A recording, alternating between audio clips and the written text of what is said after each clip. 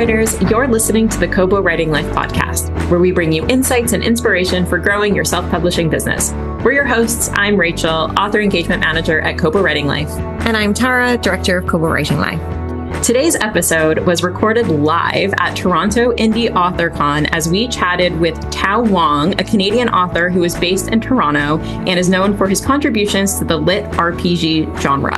He became a full-time author in 2019 and has since published multiple series, and Tao is also one of the founders of the aforementioned Toronto Indie AuthorCon. We had a great conversation with Tao, and it was nice to have people live to have questions from. And we chatted about his writing career and how the industry has changed in the past few years. Also about what motivated him to start the Toronto Indie AuthorCon. Spoiler, spite. Spite is a great motivator. And then we also chatted a little bit about the importance of community and why it's really great to find authors in your area or in your genre that you can connect with, especially in person where possible. So it was a really great conversation, and we hope you enjoy. All right, welcome to this live recording of the Kobo Writing Life podcast. We are very excited to be joined by Tao Wong, who is a Canadian fantasy author and one of the great minds behind the Toronto Indie Author Conference, which is where we are recording. Tao, thank you so much for hanging out with us. Thank you for having me. Now we're going to start off really easy here. Can you share your journey into writing? What inspired you to become an author?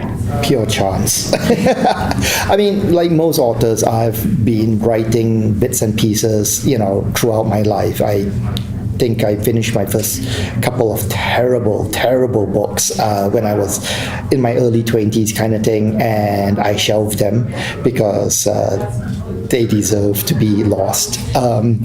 And then I did some short story writing in between, but I basically continued with my career, corporate career kind of thing, then started my own business and stuff. And didn't really do anything up until 2017.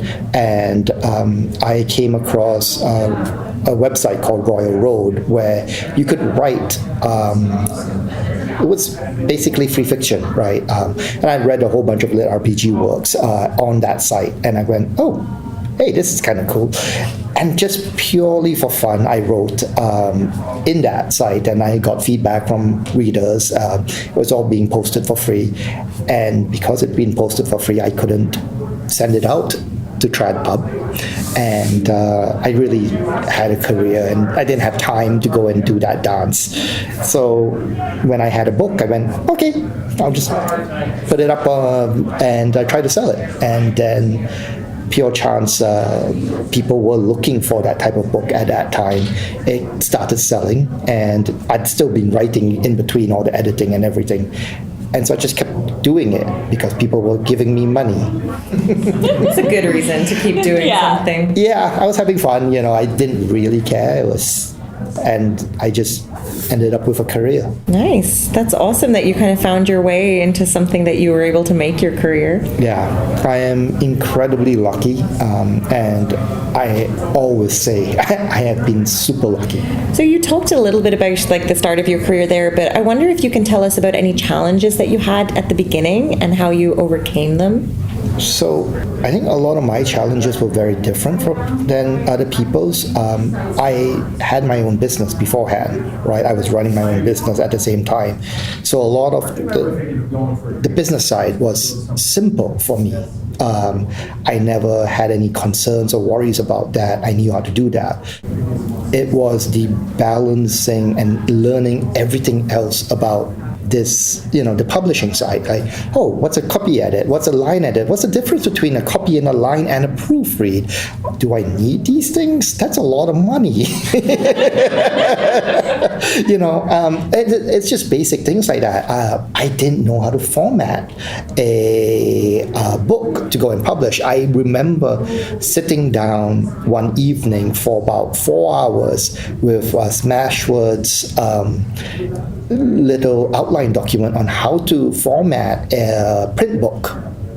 And so I had to do all of that and bang my heads against the wall. So those were the things that I tripped over, things that I think people who had more intention to go into these things would understand. And I had no clue.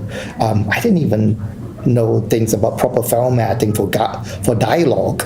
It was just, you don't learn how to write dialogue properly in school. At least I didn't. And what kind of resources did you find to help learn all of these things? Was it other authors? Were there places online? My editors. The editors I hired, I was very lucky, as I said. People were buying my books even though they weren't very well written back then. Or properly edited, I would say. I mean, I hired some editors. They weren't very good, I didn't realize, but they were still being sold because the genre was so hungry. I took a lot of that money and I hired better editors. And I was lucky to find some really good editors early on who were very good at putting little comments in the notes going, this is not how you do this. This is how you do things. I'm going to stop editing this particular mistake here. You need to go and fix the rest. But my editors really taught me a ton. I also learned a lot. I went to Kristen Catherine Rouge, WMG Publishing. They have an incredible resource on the business of publishing, which is how I found out about them because I'm a bit of a business geek. But they also have a whole bunch of craft stuff, and I took a lot of their craft classes online at that time and learned from them. And you mentioned when you started out as an author, you had a full-time gig, but correct me if I'm wrong, that's no longer the case. You are now a full-time author. Yeah. When did you decide to make that leap? 2019. I was making enough the year before, but I owned a game store called Starlit Citadel, and we had a retail lease that was coming up to an end in 2019, and I had to decide if I was taking out another lease for another 5 or 10 years, or with the retail store, or make this my full-time job. And because it was based in Vancouver and retail rates in Vancouver, it's just a little expensive. They basically were tripling my rent, and I don't want to pay $25,000 a month in rent. It just didn't make any sense. So I shut that business down and just went writing. It was also a lot less stressful. It was a lot more fun writing and telling people stories than selling people games, which, it's a lot of fun too, don't get me wrong. Nice. And you're a Kobo Writing Life user. Yes. So could you describe your just general experience on KWL and Kobo? I actually really like Kobo. The people. Thank you. We did not bribe him. I know faceless corporation, right? I love the promotional dashboard. It makes a lot of sense. It works when you go, and the fact that you guys choose who you go with really is nice. I do like the new Kobo Plus system. I really wish that KU was non-exclusive as well, but it seems like subscription services are the way to go, right? So, but being able to have Kobo as well as the other retailers, so that I'm able to touch all across the world is important. And that kind of ties into the next question that we have. You're talking about subscriptions, but what do you think about the current state of the indie publishing industry, which I guess is kind of a large question. And then also any trends that are exciting or concerning that you see coming up? I mean, concerning, I will say that at least with a lot of the older authors I know, burnout has been an old and constant conversation, right? Anyone who's been in the industry for 4 or 5 years on, there's a lot of discussions about burnout, and people are just, even if you're very successful at this, some of that has been success at the cost of personal time or energy, or just spending a lot of time writing and not enough time being consumers of entertainment, and that creative well has to be refilled at some point. So I think Becca Syme has been leading the charge on that, but it's become a constant conversation, at least among a lot of my friends and the people that I know at about figuring things out. But I think it's also kind of exciting in some ways about the industry, because people like Spotify, Kobo's plus Storytel, and even Google Play to some extent has been actually putting money into books and entertainment now, and so the stranglehold on Amazon and Amazon affiliated companies are shrinking. We're seeing a lot more direct sales. People are looking at ways of stepping outside of the conglomerates, which is really nice, because it's really dangerous to be entirely reliant on one single company. In my previous business, we lost over $100,000 because of one mistake by someone in Amazon CSR side, and it had nothing to do with us, but they clicked the wrong button, they shut down our store, and we're done for the entire Christmas season. That's scary. Yeah, that's the reason why I'm on Kobo Writing Life and other places like that. They fixed it, but that was after Christmas, and I was selling games. Well, that kind of leads into my next question, which is, given the current state of the industry and the trends you're seeing, do you have any advice for those authors who are just starting out on their indie publishing journey? Those are tough questions to ask, because everyone comes in with different goals, right? If I'm going to give any advice, I would say learn the business side.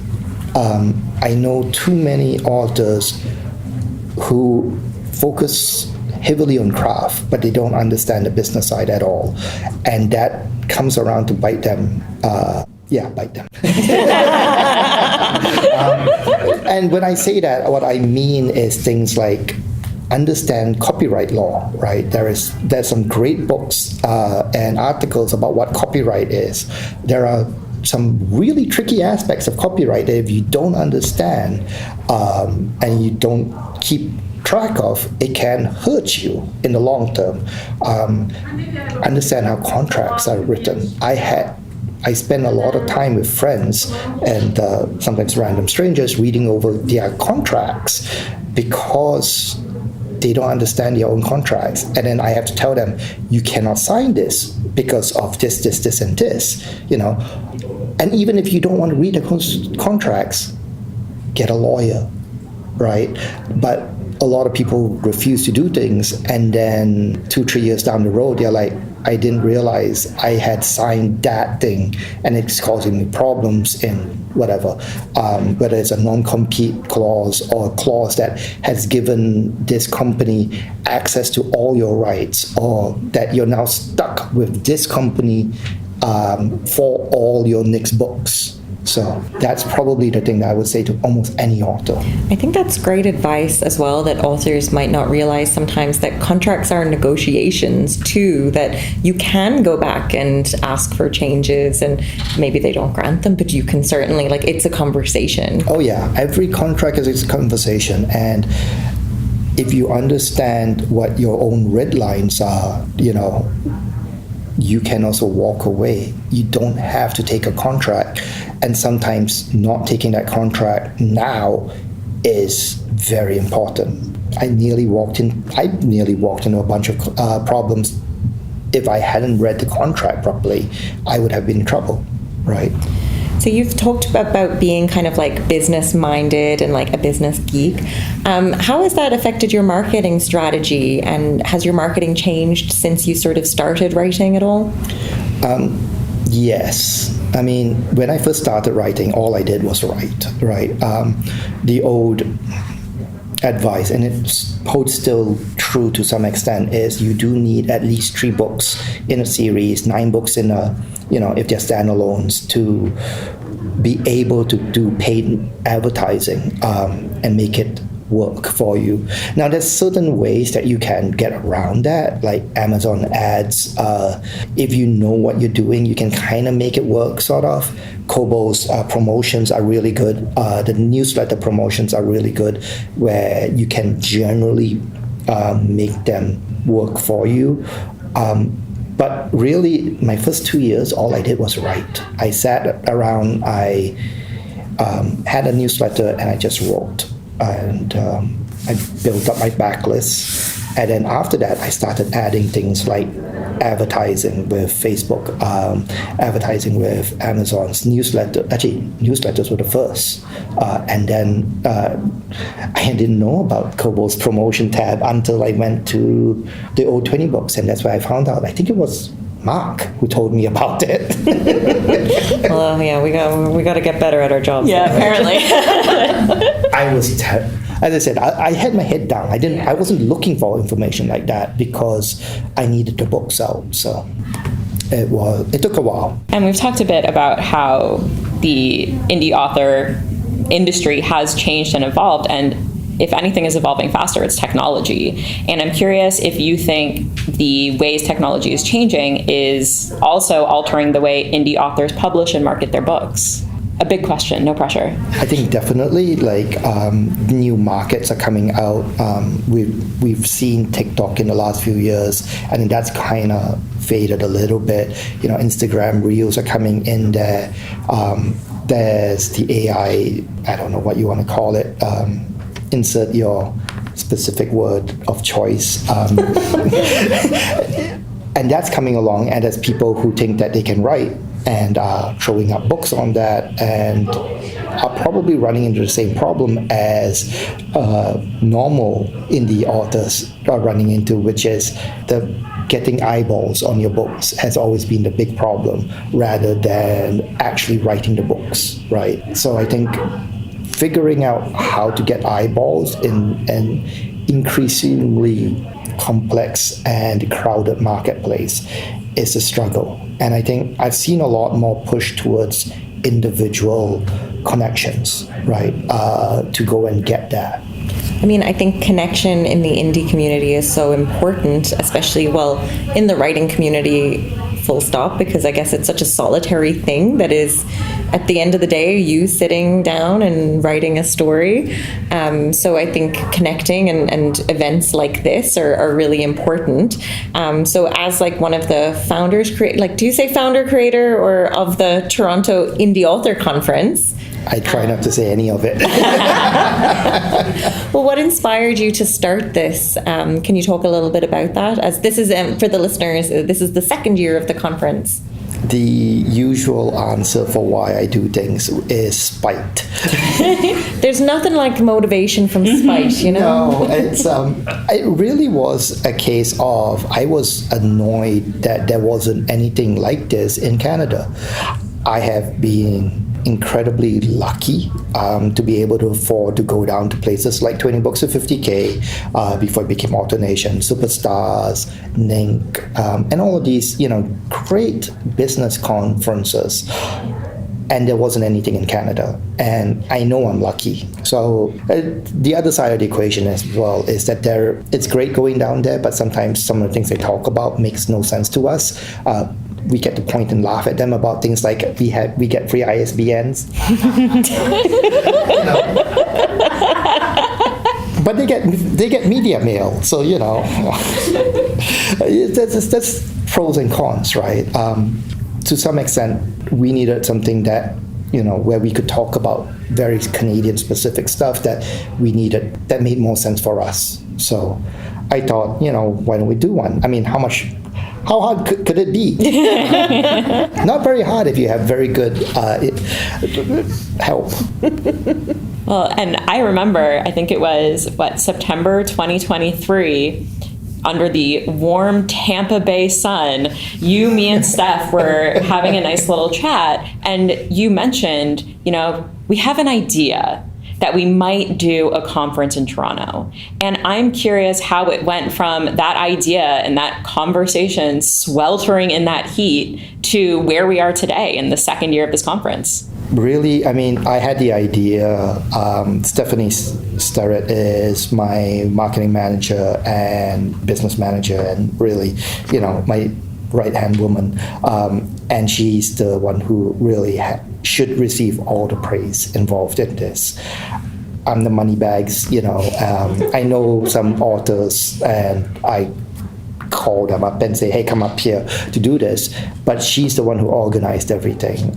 We actually had a part-time person come in initially to help us set up a bunch of this work, and then we took some of the work that they had because they had event management experience, and launched it off in the YMCA last year, and we sent out surveys, questions, and got back some good feedback about certain things that were lacking, and we tried to improve on it, and hopefully this year is better than last year, and we kind of want to continue improving on it.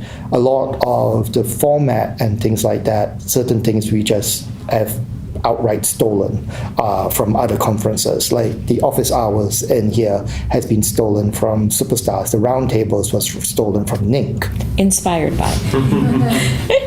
Sure. But yes, so whatever, if we can get a good idea, from other people, we are happy to use it. And for the people that are attending the conference, what do you hope that they take away from it? Whatever they want, I guess. I hope that they learn something, whether it's, crafts items, whether it's marketing and how to sell their works, or sometimes it's just one idea. Like sometimes when I go down to a conference, I walk out with only one thing, but that one thing can be a huge difference in my business for the next year.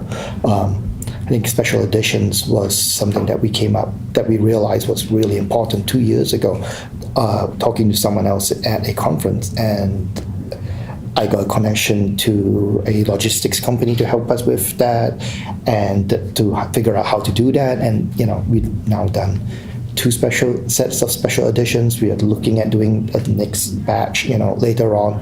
And it's a large chunk of our business. A couple of years before that, it was translations, right? That was the one thing that we came out of it going, we need to do this. So sometimes it's just one thing, but it's that one thing that really can add to your life. And friendships, I'm hoping people are making friends here because, as you said, it is such a quiet, solitary environment. It's tough sometimes. And I guess the one thing is different for everyone, and we can't give it away because I wanted to ask you, what is the one thing from this? But you got to be here to find your one thing. Yeah, I mean, it is very much. I think the one thing that you can't get as much is in-person contacts. I understand the need for virtual conventions, but there is something to be said about just seeing someone in person and the random conversations that you have walking, or hanging around a table or something. Yeah. And so if somebody here in attendance or a listener is interested in putting on their own conference or event, would you have any advice for that? I think the first answer would be don't. But no, it's start small. Like our first one, my people, Steph and I think it was Kate, people were kind of looking at it going, hey, we can get 200 people in. And I was like, no. If we can get 60 people in, I'm going to be happy. Realize you're going to lose money on it. There is no way, at least in the first year, you're going to make a profit. We have been incredibly fortunate that we have been able to get sponsorship from Kobo, from Draft to Digital, from Book Report, from Becca's company, Start Publishing.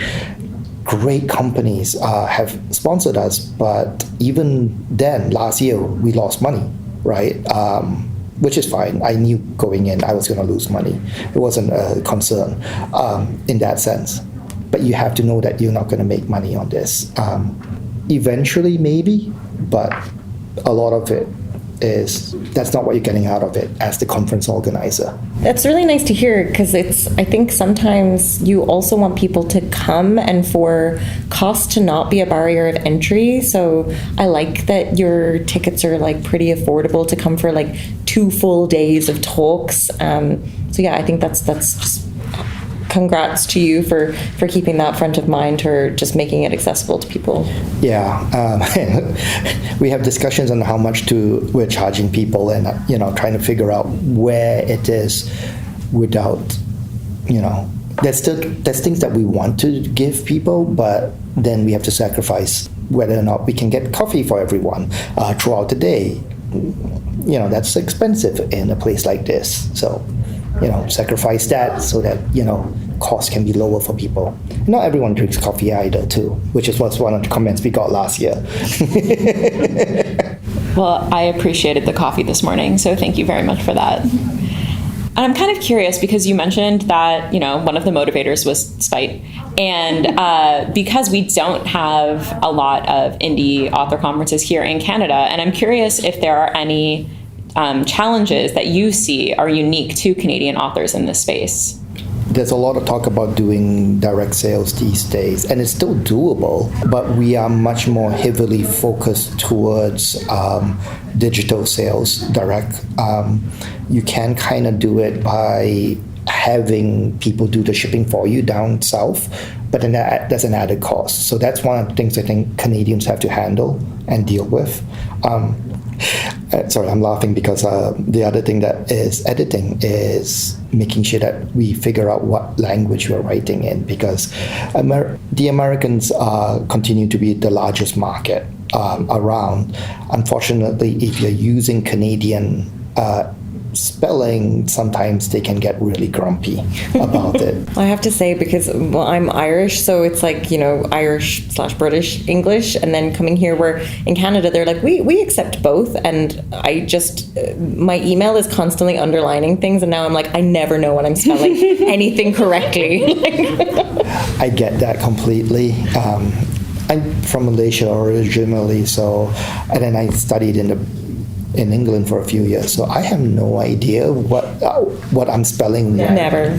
If it makes either of you feel any better, I went to school for editing, and I had to buy a textbook called Editing Canadian English because even I don't know what's going on. So I think the funniest one, side story, was I was writing a description of my character traveling in Canada, in the Yukon, and it was very much the case of, so I went 50 kilometers down this road and turned right at the fifth mile 5, and and kept going for another 1.5 clicks, and it was just like it was just all this mixture of things, and it just made no sense. But yes, that's the way that we talk sometimes. So can you tell us about any writing projects that you're working on at the moment? Oh God, I have a sequel to my series A Thousand Li, which is a new series. It's an epic fantasy, and that has been driving me insane because it's an epic fantasy, and it's my first true epic fantasy, and it's at 205,000 words, and it's not ending yet. And I keep saying, it'll be done in another 15,000 words, and that 15,000 words just keeps being 15,000 words. And as somebody who has been writing since you said, 2017, and you mentioned the burnout and the emptying of the creative well that you've seen your colleagues deal with, how do you stay inspired to keep writing? I borrow wisdom from people who have come before me. If you look at, I think it's Ursula K. Le Guin's, she has a very regimented work schedule, and Rouge, actually, Chrissy Cousin Rouge has the same thing, where there's an actual section in their work schedule which is 2 hours of reading, or 3 hours of reading, or where they just stop and they read, and it's refilling the creative well. You need that. I read, and not as much as I need to. I don't do as much 2 hour stuff, but I watch TV, I refill it that way. I listen to music. It's very much making sure that creative well is constantly being refilled. The other side of the equation is because I ran my own business, I burnt myself out on that business multiple times, and in my previous career to that too. And so I've learned to recognize when I'm edging towards burnout. So I've so far managed to not burn myself out, mostly because I noticed the signs now. And I'm like, let's edge it backwards a bit, It's good to recognize. It's hard that the recognition comes from having gone through it, but at least you're getting better at knowing when to stop. Yeah, it is experience to some extent. unfortunately. So like last one of our kind of questions here, just what message do you want to leave our listeners about the indie publishing journey in general and the importance of events like this one? It's a marathon, right? I got lucky and got successful early on. I've had bad releases though. Part of the presentation I did earlier, I have a name for all those series. I call them corpse flowers, and it doesn't matter what I do to them, they're dead. You'll have those. It's all a marathon, and all you can do is just keep going. And coming to these events, you meet people who can inspire you, who can teach you, who can sometimes, just show you a different way of doing it. I've met co-authors from these programs, quite a few actually, and people, and some of my best friends, like literally some of my best friends now, people I've met at these events. Nice, that's so nice. And where can listeners find you online? I have a personal author website at mylifemytao.com, and my publishing company has a website called starletpublishing.com. Awesome. We will include links to both of those in our show notes. And Tao, thank you so much for chatting. And we're going to throw it out to our audience here at Toronto Indie AuthorCon if anyone has any questions for Tao. We'll repeat them if you're scared to talk out loud. You don't have to be on the podcast. You won't be on the podcast. It'll be us. All right. So the question was, if you could try a different genre, which one would you choose to write in next? Write in well or write in general? I have been joking that I need to write erotica, mostly because I do not know how to write a sex scene. And so one of the best ways of getting good at something is do it a lot. But I do I have an idea for a crime thriller work, and so at some point I want to write that. With a sex scene? Maybe. Hey, it worked for Lee Child. I actually have a question about genre for you, because you mentioned you write lit RPG, and I'm curious if you could let us know, for the listeners who aren't familiar with the genre, what lit RPG is. So it stands for literature RPG, which means role-playing game. And it was a term coined in about, I believe, 2012 by a couple of Russian authors who were writing these works that combined game screens and game stats and game mechanics as basically the magic system. So these were hard numbers as a game mechanics, game system inside a novel format. So it's not a choose your own adventure game, but it is a novel with the game mechanics and game system as the magic system. A lot of the early works were similar to like Sword Art Online and Log Horizon, where people were trapped in a game, and so that's what the game mechanics were. Later works started just going, hey, the magic system is very similar to your role-playing games or your computer games, and that's just the way it is. Nope, we're not answering questions, just deal with it. And so when it comes to the world building aspect and the writing process of lit RPG versus the epic fantasy that you're working on, how do they differ, or are they pretty similar? One's a lot crunchier. And I say crunchier as in it's very much more stat driven. Like lit RPG can be very, very stat driven. One of the jokes is that we all have Excel sheets filled with numbers, because if you establish that your character gets 5 points of strength every time he levels up, you need to be able to keep track of it, because your reader is going to come back and go, especially the readers in the RPG will come back and go, wait, your calculation is wrong. It should be 103 strength, not 101, and so you have to have all of this exactly right. And some of my not my co-authors, but peers, do everything, including calculations on damage and everything like that. So it's very much more hard in that sense. Whereas, epic fantasy, you can be a lot more flexible in where the magic system goes. It's depending on how hard your system is. The RPG is right at the opposite end where there's almost very little flexibility, and then you've got Gandalf at the other end where he waves his hand and something happens. Our question asker was at the conference last year, is back this year, and is curious what Tao's vision is for year 5, year 10, and how the conference will grow. I would love to see more industry representation. Kobo's here, Draft to Digital's here, Book Report is here. I would love to see more indie author people in here. It'd be amazing to see the Canada Arts Council actually show up and recognize that frankly speaking, the indie author scene in Canada is probably the most vibrant and profitable scene. We don't get grants for the most part, and there's some of us who are making really good money. Yeah, our CEO likes to call it like the dark matter of publishing. It's like the unseen area because it's not reported on a lot unless you're sort of working within it and that you see it, but it's really thriving. Yeah.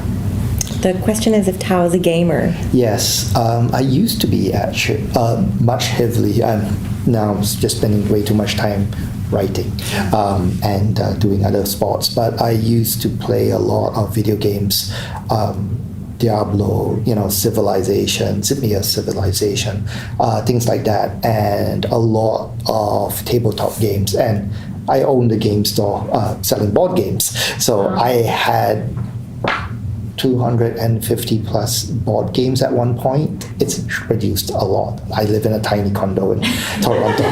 There is no way I'm fitting that in. But yeah, I used to. And I think one of my proudest achievements is I have a short story coming out with Shadowrun next month. I'm wondering if you have this is maybe a selfish question, but we actually as a team did a team building to a board game cafe. We went to Snakes and Lattes, and it actually brings out the worst in me because I'm too competitive, as was my idea, and then we had to play co-op games, and yet it still got competitive. I had to be reminded several times that there was not a winner, that we were playing together. But so my question is there a tabletop game that you really like for somebody like me who does not like to learn new games? Ooh, doesn't like to learn new games. That's tricky. The one that we did play, if that's helpful, we played like a Clue. So we played 2. Okay. We played it was like a Clue escape room. Okay. So it had the same mechanics as Clue, but you unveiled pieces of the board as we went. And then we played one that it was like a horror co-op game, very similar to Pandemic, just with less 2020 bad energy. That's fair. I mean, if co-op games are the game that I really like recommending is Ghost Stories. You do have to learn it, but the one thing I like about Ghost Stories is that unlike Pandemic, as an example, it's a game where all the information is clear on the board. So you can get one person who can just take over the game.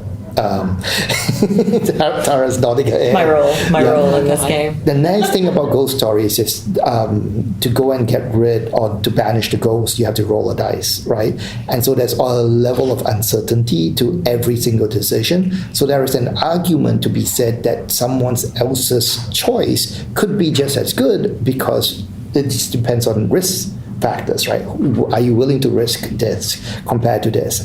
And so I find that as a game, that's much better to do the co-op side of it. But in terms of not learning, it doesn't have to be the trouble. That's a little harder. I know mostly niche designer games, right? So because that's what I sold. I do like Resistance. That's a very easy game to teach people very, very fast. It plays across 6 or 7, and you get into big arguments in there. So it's always a bit of a fun thing. If you never hear the podcast again, you know how it went. Yeah, so the question is around technology that's changing really quickly and how authors can kind of just advice to balance new technologies with writing really good books. I'm a bit of a Luddite in that sense, right? I don't use any of the things like Scrivener or Plotter or anything for my books. I have a Word document, and that's what I use. Like, I use headings to go and create sections in it to go and know where my plots are and all the series Bible information. You don't need a lot of all of that. The basics of writing a good story hasn't changed. Reading a lot and understanding how those stories interact in different mediums might change, because what I would write for a visual novel, as an example, would be completely different because I have a visual aspect to it compared to how I would write for audiobooks, because audiobooks are very audible. And so using a lot of he said, she said starts becoming a problem. So that's where that slight changes based on the medium. And so when you know what you're writing for, and you can sometimes choose. I purposely choose not to concern myself too much with writing for audio. I like writing for the book format. There are things I can do to reduce the he said, she said, and that's good writing technique. It's in itself, but I am not focused on writing purely for audio, right? And some writers, the gizmos are fine, fun stuff is fine. The craft of writing itself is so deep. I think you could just keep delving into just that, and you'd never get to the end. Yeah, and I think learning what other authors are doing is really important for kind of changing technologies as well. So like coming to things like this and like having those conversations in the hallways about, you know, what are you using or what are you doing? I think that could be beneficial to be on top of what seems to be the trends. Oh, well, thanks so much everyone for joining us for our I guess our first live. Yeah. Thank you. And thank you, Tao. Thank you for listening to the Kobo Writing Life podcast. If you're interested in picking up Tao's books or interested in learning more about the Toronto Indie Author Conference, we'll include links in our show notes. If you're enjoying this podcast, please be sure to rate, review, and subscribe. And if you're looking for tips on growing your self-publishing business, you can find us at kobowritinglife.com. And be sure to follow us on social media. We are at Kobo Writing Life on Facebook, X, Instagram, and Threads. This episode was hosted by Tara Kremen and Rachel Wharton, with production by Terrence Abrahams. Editing is provided by Kelly Robotham. Our theme music is composed by Tearjerker. And a huge thanks to Tao for being our guest, and to the Toronto Indie Author Conference for hosting us for this episode. If you're ready to start your publishing journey, sign up today at kobo.com/writinglife. Until next time, happy writing.